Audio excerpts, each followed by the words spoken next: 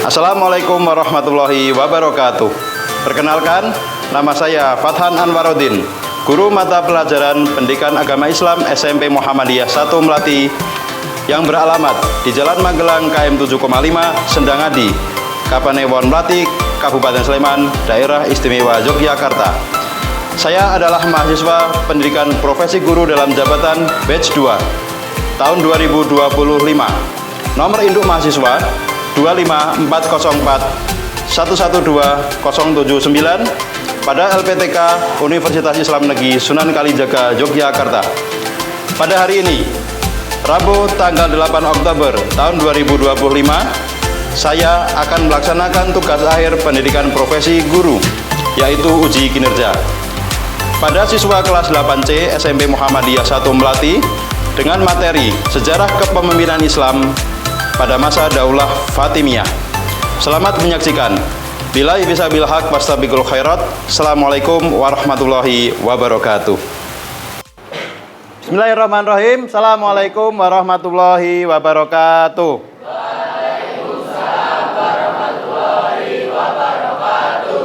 Baik, pada hari ini kita akan melanjutkan pembelajaran kitab mata pelajaran Pendidikan Agama Islam. Hari ini Rabu tanggal 8 Oktober 2025.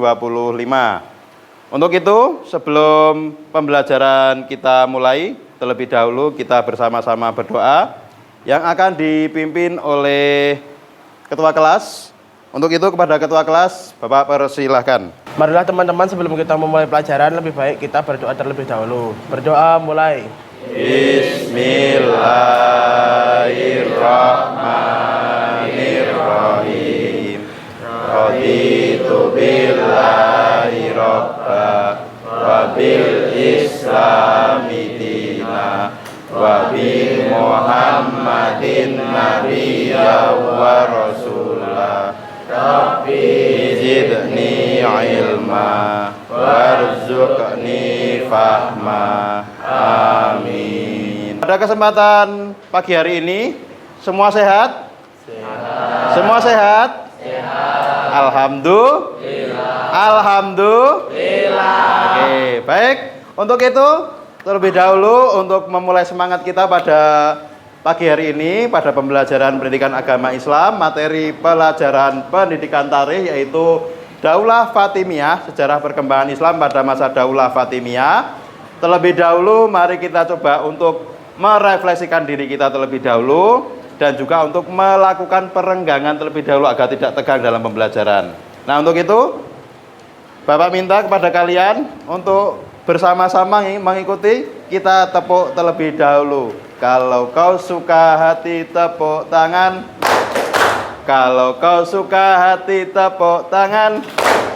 Kalau kau suka hati, mari kita lakukan. Kalau kau suka hati, tepuk tangan.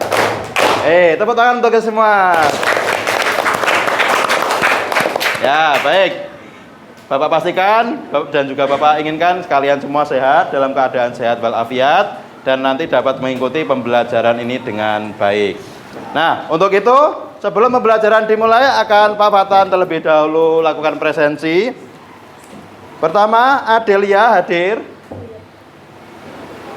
Afgan hadir, Alika Mahira hadir, Alin Febrina, Alvina Azahra, Yama Satria Pratama. Oke, baik, alhamdulillah semua hadir, tidak ada yang izin ataupun sakit. Untuk itu, sebelum kita memulai kegiatan pembelajaran pada hari ini, akan coba Pak Fatan refleksi terlebih dahulu atau akan Pak Fatan review terlebih dahulu hal-hal yang sudah kita pelajari pada mata pelajaran Pendidikan Agama Islam tentang sejarah perkembangan Islam pada masa Daulah Fatimiyah. Materi yang sudah kita pelajari pada pertemuan sebelumnya tentang Daulah Fatimiyah. Ada yang masih ingat? Oh ya, Mas Dimas, silakan. Pemimpin Gerakan Fatimiyah, Pak. Oke, siapa namanya? Nama tokohnya adalah Syarif bin Al-Husain. Oke, baik, tepuk tangan untuk Mas Dimas. Ya, jadi Daulah Fatimiyah itu kan adalah sebuah kerajaan Islam yang diawali dengan sebuah gerakan Fatimiyah. Nah, gerakan Fatimiyah itu dipimpin oleh seorang tokoh yang tadi disampaikan oleh Mas Dimas tadi. Siapa namanya tadi? Said bin Al-Husain. Said bin Al-Husain. Pembahasan kita hari ini adalah tentang kepemimpinan Islam pada masa Daulah Fatimiyah. Apa materi kita? Kepemimpinan Islam Pada masa Daulah Fatimiyah. Kepemimpinan Islam pada masa Daulah Fatimiyah. Nah, kalau kemarin kita sudah mempelajari latar belakang berdirinya Daulah Fatimiyah, maka pada pertemuan ini yang kita akan pelajari adalah nama-nama pemimpinnya. Nama-nama apa? Pemimpin. Ya, nama-nama pemimpinnya. Pemimpin itu adalah sama maknanya dengan khalifah. Apa? Khalifah. Jadi dalam istilah pemerintahan Islam, khalifah itu maknanya adalah pemimpin. Baik, kita akan melanjutkan. Namun terlebih dahulu, Bapak akan berikan kalian sebuah pertanyaan. Oke, ada yang mau menjawab? Apakah kalian pernah menjadi ketua, ketua dalam suatu permainan, suatu kelompok atau sebuah tim? Ada di sini? Afgan, silakan. Saya pernah menjadi kapten dalam tim kebelasan sepak bola. Oke, ada kapten sepak bola ternyata. Namanya siapa? Mas Afgan. Enggak, kita berikan tepuk tangan untuk Mas Afgan. Oke, baik. Mas Afgan, akan Bapak lanjutkan pertanyaan berikutnya. Oke, mengapa dalam sebuah tim, kalau Mas Afgan main bola, kenapa kok perlu ada tim? Ada ketua tim, ada kapten, ada ketua kelompok. Apa alasannya? Karena kalau dalam tim sepak bola tidak ada kapten, maka permainan sepak bola baik secara taktik maupun pola permainan tidak akan tersusun. Oke, baik. Kita berikan tepuk tangan untuk Mas Afgan. Oke, baik ya.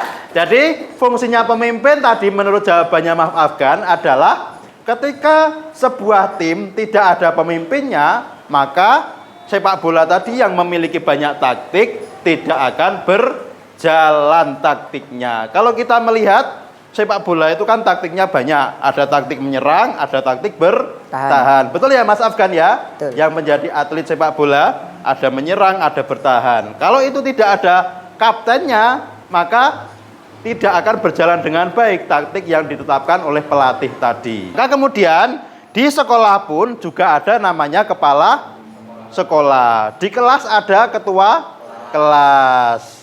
Kemudian di desa ada ya kepala desa, ada ketua RW, ada ketua RT, kepala dusun. Di tingkat kabupaten ada bupati. Kemudian di tingkat yang lebih tinggi, kalau kita di tingkat provinsi ada yang namanya gubernur. Sebuah daerah, sebuah kelompok, sebuah tim pasti diperlukan ada yang namanya ketua atau kepala. Kenapa demikian?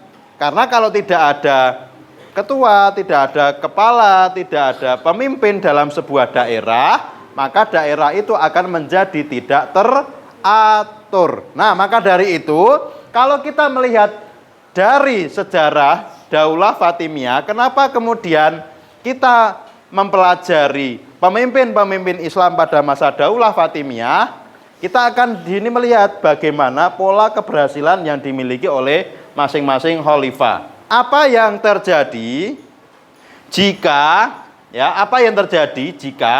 sebuah negara, sebuah kerajaan tidak dikelola oleh pemimpin ataupun raja ataupun presiden yang mempunyai kualitas sebagai seorang pemimpin? Ya Pak, akan terjadi ketidakstabilan politik, keruntuhan ekonomi, kerusakan sosial, dan hilangnya kepercayaan publik yang dapat mengarah pada konflik internal, invasi asing, dan bahkan runtuhnya negara itu sendiri. Jadi fungsinya pemimpin itu adalah untuk meredam terjadinya sebuah konflik. Karena konflik itu nanti akan menimbulkan yang namanya perpecahan, dan itu tidak diinginkan dalam Islam. Jadi Islam itu kan menjunjung tinggi yang namanya persatuan, menghargai perbedaan, menjunjung tinggi toleransi. Itulah yang dinamakan dengan umatan wasaton, umat yang rahmatan lil alamin. Nah, itu ya makna dari kita memiliki seorang pemimpin yang berkualitas. Pertanyaan berikutnya, bagaimana kondisi sebuah negara atau kerajaan jika mereka memiliki pemimpin yang baik, dan bagaimana pengaruhnya terhadap rakyat? Siapa yang menjawab? Saya Pak Alika. Oke. Jika sebuah negara atau kerajaan memiliki kepemimpin yang baik, maka pemerintahan akan terorganisir, adanya pertumbuhan ekonomi, negara menjadi aman dan damai, serta rakyatnya makmur sejahtera. Nah, kalau kita melihat keseluruhannya, Daulah Fatimiyah memimpin Islam selama kurang lebih 262 tahun. Daulah Fatimiyah itu dipimpin oleh berapa orang raja ini? 14 orang khalifah atau raja. Rifki, sudah mulai ngantuk? Mas Rifki sudah mulai ngantuk? Nampaknya kok kurang semangat ini. Ya kita tepuk semangat dulu. Tepuk semangat. Semangat. Semangat. Itu yang Bapak Fatan perlu sampaikan. Nah, sekarang Pak Fatan akan berikan kalian tugas berkelompok. Oke, Pak Fatan akan kalian berikan tugas berkelompok. Silakan, Pak Fatan minta kalian untuk duduk berkelompok sesuai dengan kelompok yang pernah Pak Fatan berikan. Yuk, silakan. Ya, silakan bisa duduk berkelompok. Kelompok 1 di sini ya, kelompok 1 di sini, kelompok 2, kelompok 3 dan 4, dan terakhir kelompok 5 di sana. Yuk, silakan. Silakan diperhatikan. Pembagian tugasnya, kelompok 1 ya. Kelompok 1 mencari keberhasilan pada masa Ubaidillah Al-Mahdi. Kelompok 1 siapa? Ya, kalian mencari bagaimana keberhasilan yang dilakukan oleh Ubaidillah Al-Mahdi. Silakan dikerjakan. Silakan dikerjakan dengan sebaik mungkin. Kalian berdiskusi dan kalian untuk mencari sumber referensi lainnya. Kalau di buku tidak ada, di penjelasan Pak Fatan tadi juga belum ada. Silakan dikerjakan dengan sesungguh-sungguhnya. Mas Rino, ada kesusahan dalam mengerjakan tugasnya? Tidak. Oke, baik. Assalamualaikum warahmatullahi wabarakatuh. Waalaikumsalam warahmatullahi wabarakatuh. Kami dari kelompok 3 ingin mempresentasikan hasil diskusi kami masa kepemimpinan Al-Muziz. Jasa-jasa dan hal yang dilakukan: menciptakan keadilan dan kemakmuran, membasmi pemberontak secara tuntas, memperhatikan program ekspansi kekuasaan, menaklukkan Maroko, Sisilia, Mesir, dan kota Kairo, mendirikan sebuah universitas kedokteran di kota Palermo, dan mendirikan Masjid Al-Azhar, kemudian menjadi pendidikan tinggi. Wassalamualaikum warahmatullahi wabarakatuh. Waalaikumsalam warahmatullahi wabarakatuh. Kita berikan tepuk tangan untuk kelompok 3 ya. Oke, baik. Assalamualaikum warahmatullahi wabarakatuh. Waalaikumsalam warahmatullahi wabarakatuh. Kami dari kelompok 1 akan mempresentasikan hasil diskusi yang telah kami lakukan, yaitu jasa dan kemajuan Daulah Fatimiyah pada masa kepemimpinan Ubaidillah Al-Mahdi. Oke, baik, kita akan sekarang mulai sesi tanya jawab terhadap apa yang telah kalian diskusikan. Ayo silakan. Bisa dimulai dari kelompok 1. ya. Coba, apa yang ingin disampaikan Mas Rino? Darul Hikmah itu apa ya teman-teman? Mungkin bisa dibantu menjawab. Oke, pertanyaan untuk kelompok 5. 5. Kelompok 5 siapa? Ya, oke, coba. Darul Hikmah itu semacam gedung pusat ilmu pengetahuan. Bisa diterima jawabannya? Oke, baik. Berikutnya, ada yang ingin bertanya lagi? Pada masa pemerintahan Al-Mu'iz, kenapa beliau memindahkan ibu kota pemerintahan Daulah Fatimiyah dari Tunisia ke Kairo? Tolong bisa dijelaskan alasannya. Oke. Pertanyaan untuk kelompok 3. Oke. Daulah Fatimiyah membuat mereka memilih Mesir sebagai ibu kota pemerintahan karena memiliki wilayah yang lebih strategis dibandingkan Tunisia. Oke, baik. Jadi bisa dipahami ya kenapa Daulah Fatimiyah berpindah ibu kota pemerintahan karena memilih wilayah yang lebih strategis.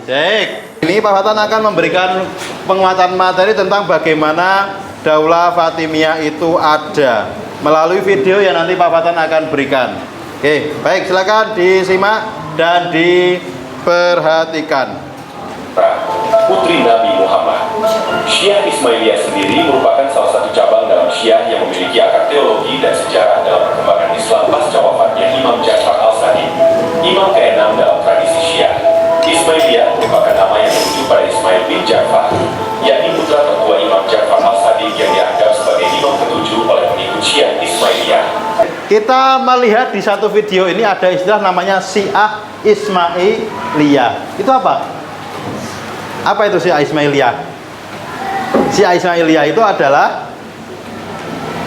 sebuah ideologi yang dianut oleh Daulah Fatimiyah yang membedakan antara Daulah Fatimiyah dengan Daulah Bani Abbasiyah. Oke, baik. Sekarang Pak Fatan akan memberikan kalian kuis untuk mengetahui sejauh mana pemahaman kalian dari apa yang tadi pernah Pak Fatan sampaikan kepada kalian. Silakan HP-nya digunakan dengan baik.